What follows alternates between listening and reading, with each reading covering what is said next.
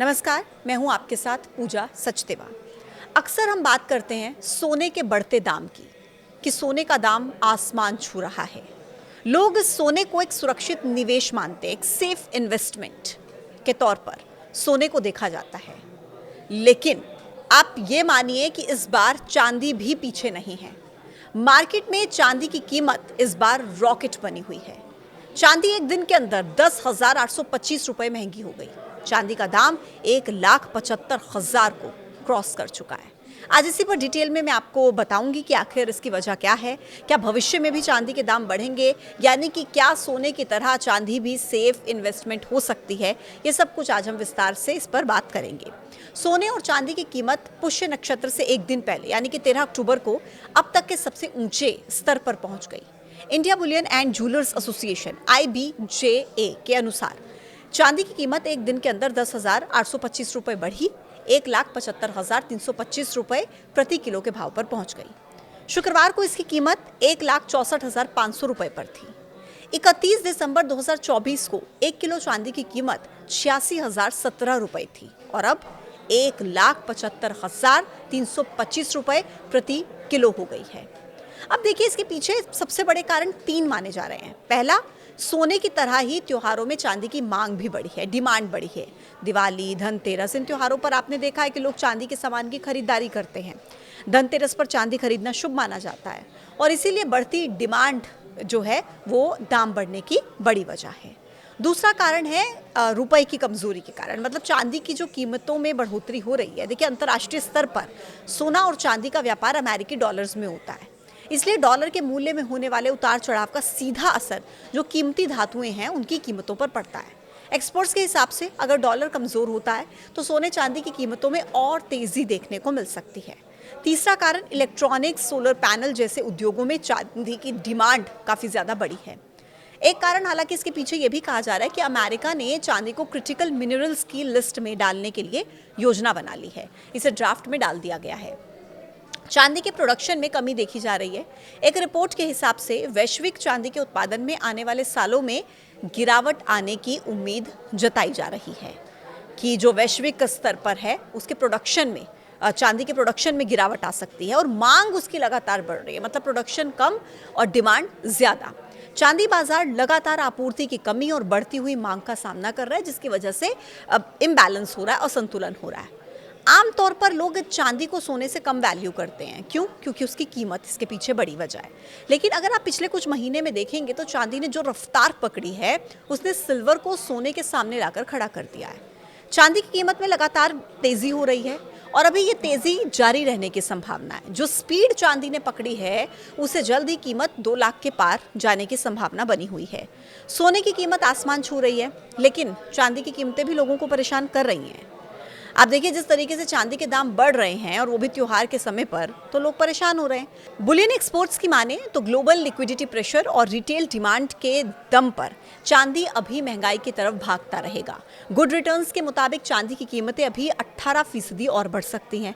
साल 2025 के अंत तक ये 2,18,000 रुपए प्रति किलो तक जा सकती हैं, ऐसी संभावना जताई जा रही है। चांदी की कीमतों को लेकर रिच डैड पुअर डैड के लेखक और जाने माने निवेशक रॉबर्ट कियोसाकी ने बड़ी चेतावनी दी है। कियोसाकी का फोकस गोल्ड और बिटकॉइन से हटकर चांदी की तरफ बढ़ा है। उनका कहना है कि चांदी की कीमत में विस्फोट होने वाला है। चांदी की कीमत यहां से 400% तक बढ़ सकती है, ये आशंका जताई जा रही है। उनके मुताबिक कॉमिक्स पर चांदी $500 के पार जा सकती है और अगर उनकी भविष्यवाणी सही बैठी तो भारतीय बाजार में चांदी की कीमत 7,04,000 रुपए के पार जा सकती है। उन्होंने कहा कि चांदी की कीमतों को दबा कर रखा जा रहा है, बाजार में मैनिपुलेशन हो रहा है। यह भी कहा कि बड़े निवेशकों ने चांदी को सप्रेस करके रखा है, लेकिन अब यहां से चांदी की कीमत में विस्फोट हो सकता है। तो एक तरफ चांदी की कीमत बढ़ रही है और दूसरी तरफ चांदी की कमी की खबरें भी सामने आ रही हैं। रॉयटर्स के अनुसार चांदी के निवेश फंड ETF ने नई खरीदारी पर रोक लगा दी है, मतलब नई खरीदी नहीं हो रही है और सिल्वर की आपूर्ति के चलते ज्वेलर्स को भी त्योहार की भारी मांग पूरी करने में पसीने छूट रहे हैं। रिपोर्ट के हिसाब से बीते 4 साल से दुनिया में चांदी की मांग आपूर्ति से ज्यादा रही है, यानी डिमांड ज्यादा रही है प्रोडक्शन से ज्यादा, जिसके चलते पहले के 5 सालों में जो अतिरिक्त एक्स्ट्रा चांदी मतलब जो बची थी, सिल्वर जो बचा था, वो अब खत्म हो चुका है। हालात ये बन गए हैं कि साल 2025 में भी आपूर्ति मांग को पूरा नहीं कर पा रही है।